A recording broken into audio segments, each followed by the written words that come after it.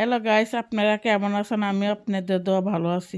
আজকে আপনাদেরকে আলু দিয়ে সিম দিয়ে তেলাপিয়া মাছ দিয়ে রান্না করে দেখাবো। তো প্রথমে তেলাপিয়া মাছগুলো ভালো করে ধুয়ে নিলাম। তারপর 1 চামচ হলুদ, 1 চামচ লবণ দিয়ে জাকানা করে মাখামাখি করে নিলাম। তেল গরম হওয়ার পরে মাছগুলো ভালো করে লাল লাল করে ভেজে নিলাম। মাছ ভাজা হয়ে গেছে, এখন রান্না করব। তো সিম দিয়ে তেলাপিয়া মাছ রান্না করার জন্য প্রথমে তেল দিয়ে দিলাম। তেলটা গরম হওয়ার পর পেঁয়াজ কুচি দিয়ে দিলাম। এখন পেঁয়াজগুলো লাল লাল করে ভেজে নিব।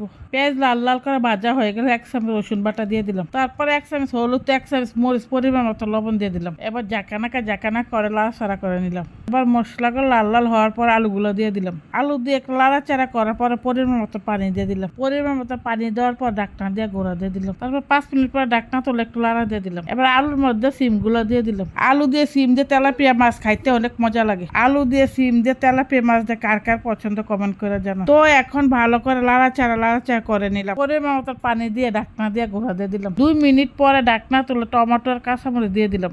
এবার তেলাপিয়া মাছগুলো এক এক করে দিয়ে দিলাম। আমার ছোট মেয়ে তেলাপিয়া মাছ খাইতে অনেক পছন্দ করে। তো দেখতে দেখতে আমার রান্নাটা শেষের দিকে চলে আসলো। আজকের রেসিপিটা আপনাদের কাছে কেমন লাগলো কমেন্ট করে জানান। সবাই ভালো থাকবেন, সুস্থ থাকবেন। আল্লাহ হাফেজ।